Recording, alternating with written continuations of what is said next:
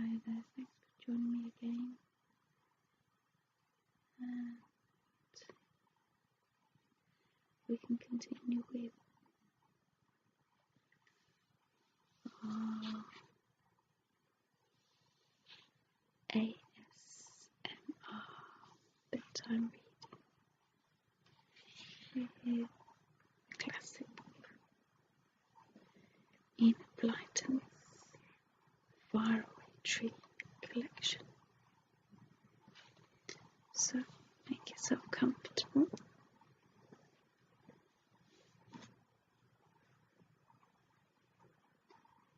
And take a deep breath. We'll continue with this lovely book. And we're now on chapter 4. And if you've been following me, chapter 3 ended with 3 children deciding to head up the faraway tree.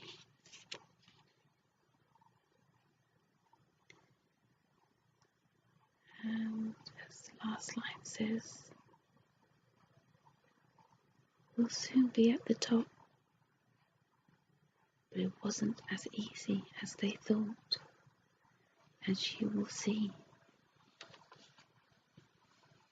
So, chapter 4, it's called The Folk in the Faraway Tree.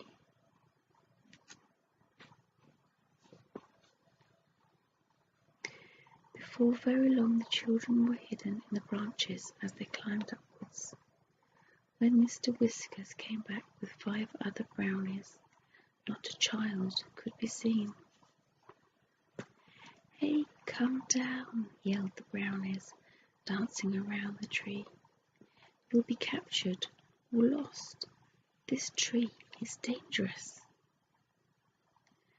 Joe laughed and peered down. The faraway tree seemed to be growing acorns just where he was, so he picked one and threw it down.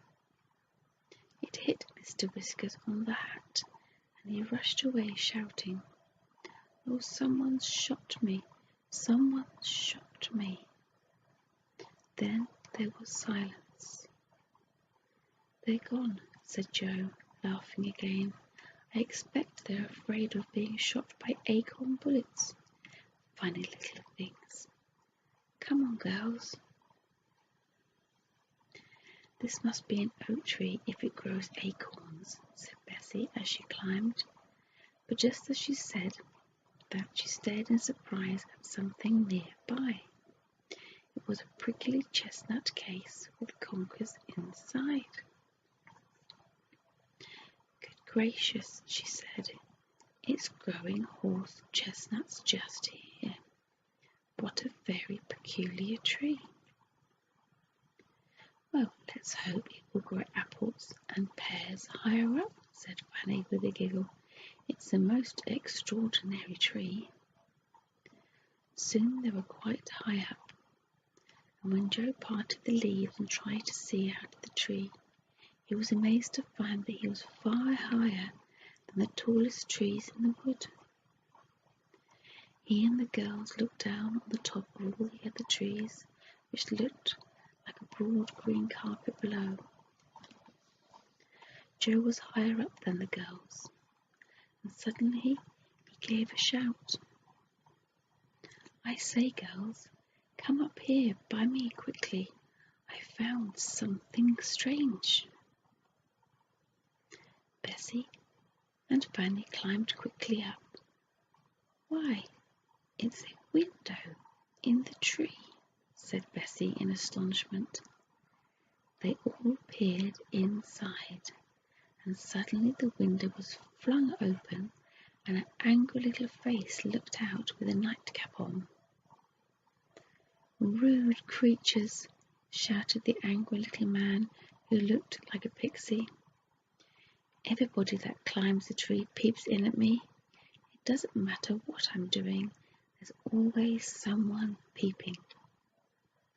The children were too astonished to do anything but stare, and the pixie disappeared and came back with a jug of water.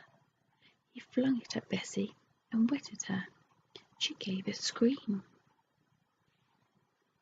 "Perhaps you won't peep into people's houses next time," said the pixie with a grin, and he slammed the window shut again and drew the curtain. "Well," said Bessie, trying to wipe herself dry with her handkerchief, "what a rude little man." "We'd better not look in any more windows that we pass," said Joe. "But I was so surprised to see a window in the tree." Bessie soon got dry. They climbed up again and soon had another surprise. They came to a broad branch that led to a yellow door set neatly in the big trunk of the faraway tree. It had a little knocker and a brightly polished bell, and the children stared at the door. "I wonder who lives there," said Fanny. "Shall we knock and see?" said Joe. "Well, I don't want water over me again," said Bessie. "We'll ring the bell and then hide behind this branch," said Joe. "If anyone thinks he is going to throw water at us, he won't find us." So Joe rang the bell, and then they all hid carefully behind a big branch. A voice came from inside the door. "I'm washing my hair. If that's the butcher, please leave a pound of sausages." The children stared at one another and laughed. It was odd to hear of butchers coming up the faraway tree, and the voice shouted again, "If it's the oil man, I don't want anything. If it's the red dragon, he must call again next week." "Good gracious," said Bessie, looking rather frightened. "The red dragon? I don't like the sound of that." At that moment the yellow door opened, and a small elf looked out. Her hair was fluffed out around her shoulders, drying, and she was rubbing with a towel. She stared at the peeping children. "Did you ring my bell?" she asked. "What do you want?" "We just wanted to see who lived in this funny little tree house," said Joe, peering in at the dark room inside of the tree. The elf smiled. She had a very sweet face. "Come in for a moment," she said. "My name is Silky, because of my silky hair. Where are you off to?" "We are climbing up the faraway tree to see what it is at the top," said Joe. "Be careful you don't find something horrid," said Silky, giving them each a chair in her dark little tree room. "Sometimes there are delightful places at the top of the tree, but sometimes there are strange lands too. Last week there was the land of Hippity Hop, which was dreadful. As soon as you got there, you had to hop on one leg, and everything went hippity hop, even the trees. Nothing ever kept still. It was most tiring." "It does sound exciting, though," said Bessie. "Where's our food, Joe? Let's ask Silky to have some." Silky was pleased. She sat there brushing her beautiful golden hair and ate sandwiches with them. She brought out a tin of pop biscuits, which were lovely, and as soon as you bit them, they went pop. You suddenly found your mouth filled with new honey from the middle of the biscuits. Fanny took 7, one after another. She was rather greedy. Bessie stopped her. "You'll go pop if you eat any more," she said. "Do a lot of people live in this tree?" asked Joe. "Yes, heaps," said Silky. "They move in and out, you know, but I'm always here, and so is the angry pixie down below." Yes, we've seen him, said Bessie. Who else is there?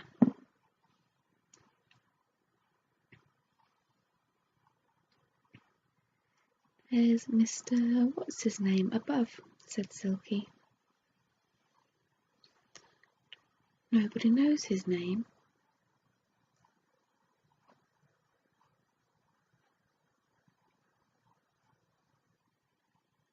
And he doesn't know it himself. So he's called Mr. What's-his-name. Don't wake him if he's asleep. He might chase you. Then there's Dame Wash-a-lot. She's always washing, and she pours her water away down the tree. You've got to look out for the waterfalls. This is a most interesting and exciting tree, said Bessie, finishing her cake. Joe, I think we ought to go now, or we'll never get to the top. Goodbye, Silky. We'll come and see you again one day. Do, said Silky. I'd like to be friends. They all left the little dear round room in the tree and began to climb once more. Not long after they heard a peculiar noise. It sounded like an aeroplane throbbing and roaring. But there can't be an aeroplane in this tree, said Joe. He peered all around, and then he saw what was making the noise.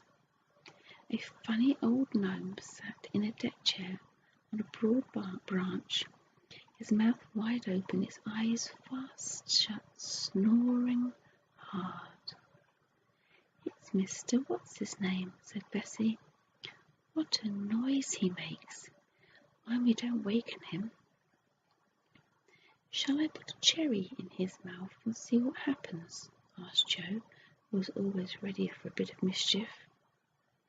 The faraway tree was growing cherries all around for a change, and there were plenty to pick. No, Joe, no, said Bessie. You know what Silky said. He might chase us. I don't want to fall out of the faraway tree and bump down from bough to bough, do you? So they all crept past old Mr. What's-his-name and went on climbing up and up and up. For a long time nothing happened, except that the wind blew in the tree. The children did not pass any more houses or windows in the tree. And then they heard another noise, rather a peculiar one. They listened. It sounded like a waterfall, and suddenly Joe guessed what it was. It's Dame Wash-a-lot throwing out her dirty water, he yelled. Look out, Bessie! Look out, Fanny! Down the trunk of the tree poured a lot of blue, soapy water. Joe dodged it. Fanny slipped under a broad branch. But poor old Bessie got well splashed from head to foot. How she shouted! Joe and Fanny had to lend her their hankies. I am most unlucky, sighed Bessie. That's twice I've been wetted today. Up they went again, passing more little doors and windows, but seeing no one else, and at last they saw above them a vast white cloud. Look, said Joe in amazement. This cloud has a hole in it, and the branches go up, and I believe we're at the very top of the tree. Shall we creep through the cloud hole and see what land is above? Let's, cried Bessie and Fanny. So up they went. Takes us to the end of chapter 4. So we have chapter 5 to continue with.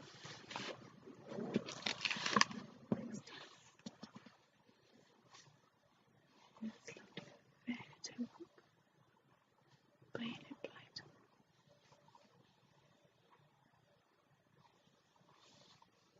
We're going to be pages to go for our nighttime reading. for those children's classic. Sometimes just relaxing at the end of the day, taking a few deep breaths, hearing a familiar voice or a comforting story, children's story, help reduce anxiety and reduce sleep. So I hope tonight's little reading session has helped you. And if you like this video, please like it below. To continue with this story, please subscribe to my channel.